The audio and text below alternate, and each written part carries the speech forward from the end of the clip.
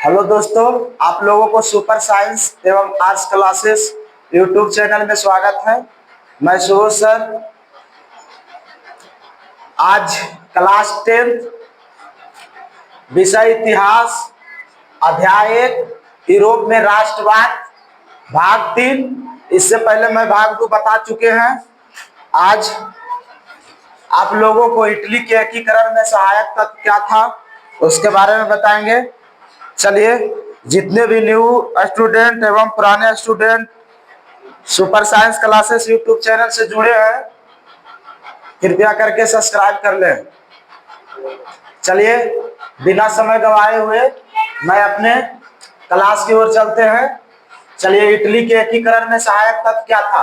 आपका क्वेश्चन है, इटली के एकीकरण में सहायक तत्व क्या था? पहला पॉइंट है राष्ट्रवादी विचारधारा का प्रभाव। यानी इटली के एकीकरण में सहायक तत्व है जो राष्ट्रवादी विचारधारा होता है, उसका प्रभाव। हमारे देश में भी राष्ट्रवादी विचारधारा से प्रभाव है यानी। दूसरा पॉइंट है फ्रांसीसी क्रांति का प्रभाव। दूसरा पॉइंट क्या है? फ्रांसीसी क्रांति का प्रभाव। फ्रांस की क्रांति का भी बहुत बड़ा प्रभाव रहा इटली के एकीकरण में। तीसरा पॉइंट है इटली विजय के बाद जब इटली को जीता गया तब नेपोलियन इटली द्वारा इटली को 3 गणराज्यों में गठन कर दिया था। मैंने आपको बता दिए थे है ने कि इटली को कितने राज्यों में गठन किया था? 3 राज्यों में, है ने। इटली के कितने राज्यों में गठन किया था? 3 राज्यों में। चलिए, आप बताइए तो इटली की राजधानी कहाँ है? रोम। इटली की राजधानी कहाँ है? रोम, है ने। मैं बताया था इटली की राजधानी कहाँ है? रोम। इटली किस महादेश में आता है? यूरोप महादेश में, है ने। किस महादेश में? यूरोप महादेश में। याद रखिएगा, इटली किस महादेश में आता है? यूरोप महादेश में। इटली की राजधानी कहाँ है? रोम। चलिए, ठीक है। इटली विजय के बाद नेपोलियन द्वारा इटली के 3 गणराज्यों में गठन करना। पहला था सिसपाइन। पहला क्या था? सिसपाइन। दूसरा था लुगेलियन और तीसरा था ट्रसपेडन। तीसरा कौन था? ट्रसपेडन। चौथा पॉइंट है वियना कांग्रेस, है ने। चौथा पॉइंट क्या है? वियना कांग्रेस के द्वारा 2 राज्य पीडामाउंट और सर्डिनिया का एकीकरण हुआ। वियना कांग्रेस के द्वारा कितने राज्यों का गठन हुआ? 2 राज्यों का, है ने। वियना कांग्रेस के द्वारा 2 राज्यों का गठन किया गया, एकीकरण किया गया, जिसका नाम है पीडामाउंट और सर्डिनिया का एकीकरण। अगला पॉइंट है मेटरनिक की प्रतिक्रियावादी सोच।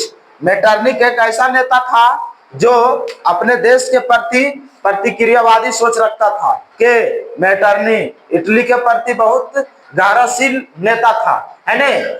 मेटरनिक की प्रतिक्रियावादी सोच। अगला पॉइंट है मेजनी, काउंटर कबूर और गैरीवाल्डी का योगदान। मेजनी, इसमें 3 व्यक्ति ने सबसे ज्यादा योगदान दिया था। के पहला था मेजनी, दूसरा था काउंटर कबूर और गैरीवाल्डी का योगदान। ये तीनों बहुत बड़ा इसका योगदान था। किसमें? इटली के एकीकरण में सहायक तत्व। अब अगला है मेजनी। मेजनी क्या था? मेजनी के बारे में जानिए, है ने। मेजनी एक क्या था? दार्शनिक था। कहाँ के? इटली का। कहाँ के दार्शनिक था? इटली का, है ने। मेजनी एक क्या था? दार्शनिक था। मेजनी साहित्यकार था। क्या था? साहित्यकार। गणतांत्रिक विचारों का समर्थक था, है ने। मेजनी क्या था? साहित्यकार, गणतांत्रिक विचारों का समर्थक था, योग सेनापति था। क्या था? योग सेनापति था, है ने। मेजनी साहित्यकार, गणतांत्रिक विचारों का समर्थक और योग सेनापति था। अगला है मेजनी का संबंध, है ने, कार्बनेरी नामक गुप्त दल से था। मेजनी का संबंध किस दल से पूछेगा आपका ऑब्जेक्टिव में? यहां से ऑब्जेक्टिव लिख लेगा। मेजनी का संबंध किस दल से था? कार्बनेरी नामक गुप्त दल से था, है ने। पूछेगा कार्बनेरी नामक दल का संबंध किस नेता का था? मेजनी का संबंध था, है ने। मेजनी क्या था? एक साहित्यकार था, गणतांत्रिक विचारक और समर्थक था, है ने। ऑब्जेक्टिव में आपको ऐसे करके पूछेगा। मेजनी का संबंध कार्बनेरी नामक गुप्त दल से था। अगला पॉइंट है तीसरा इसका, 1830 ईस्वी में मेजनी उत्तरी और मध्य इटली का एकीकरण करना चाहता था, है ना।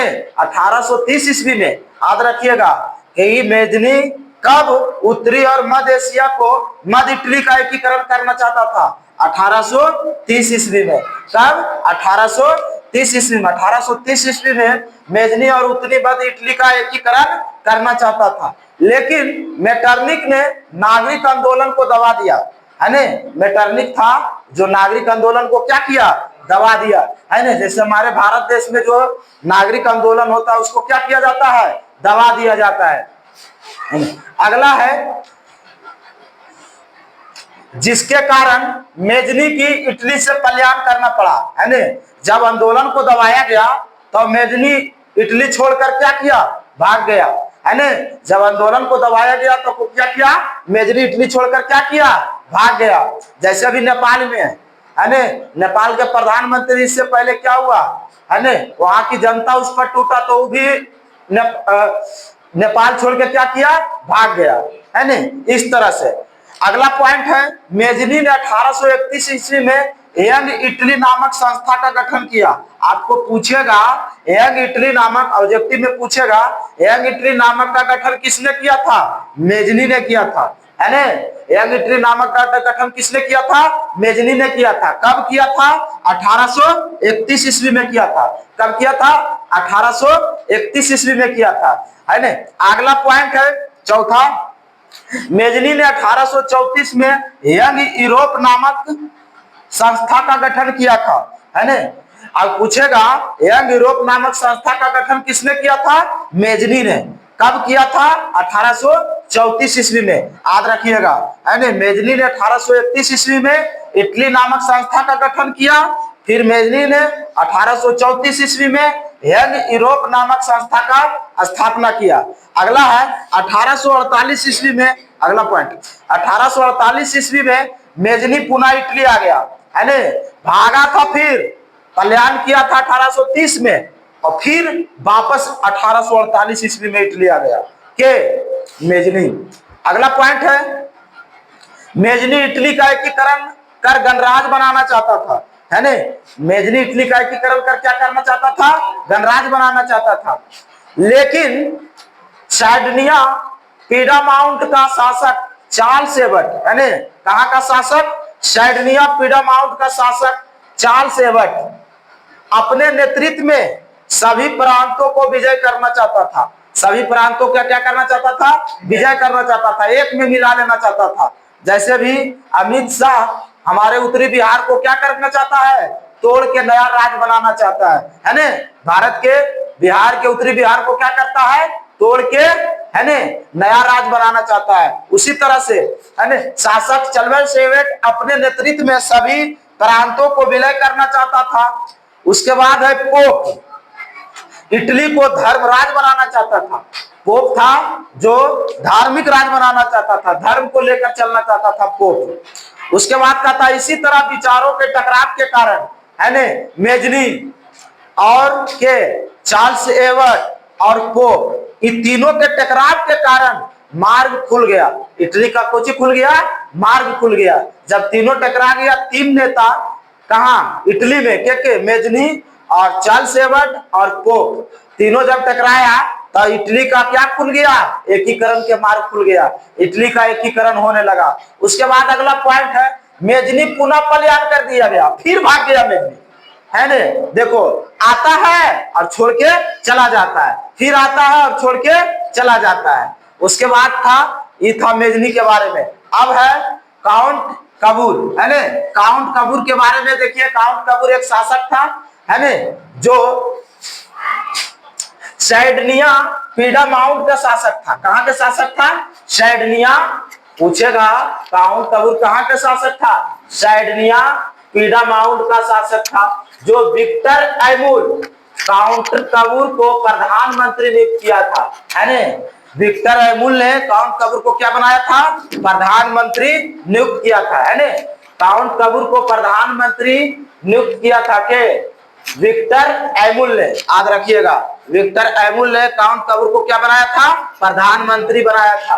काउंट कबूर एक सफल कूटनीतिक था।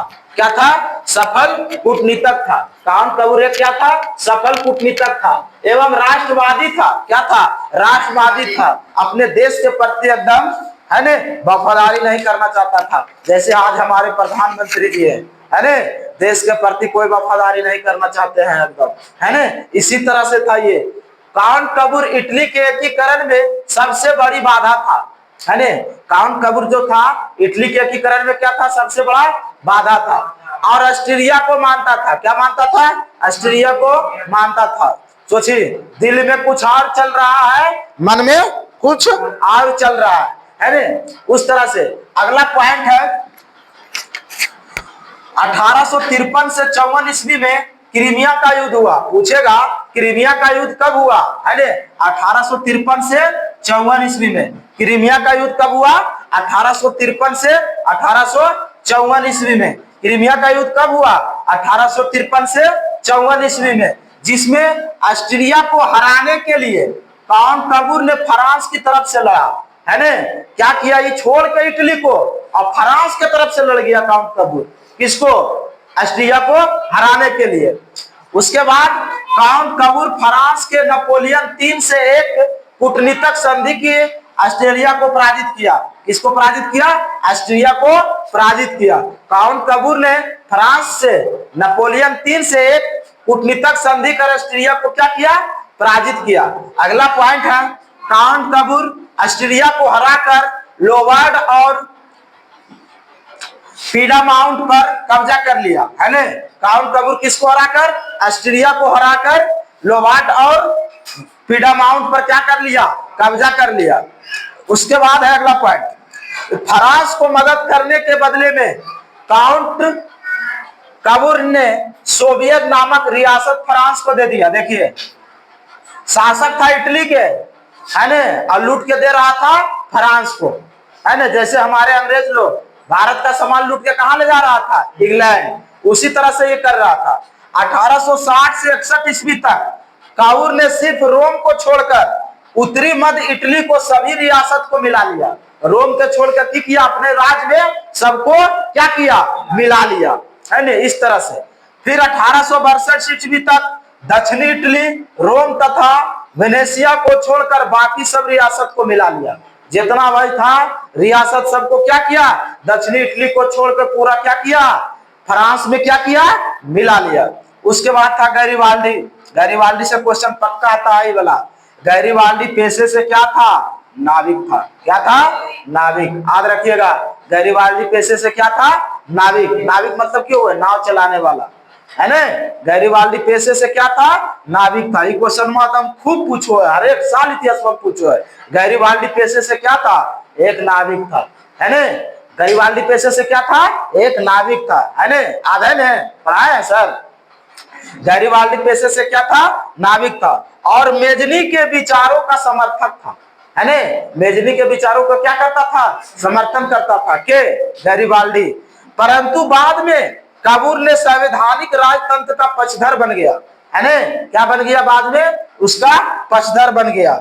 उसके बाद दूसरा पॉइंट है, गैरीवाल्डी सिसिली और नेपल्स पर आक्रमण करना चाहता था। गैरीवाल्डी किस पर आक्रमण करना चाहता था? सिसिली और नेपल्स पर। वहां गणतंत्र का स्थापना करना चाहता था, है ना। चलिए आज यहां तक समाप्त।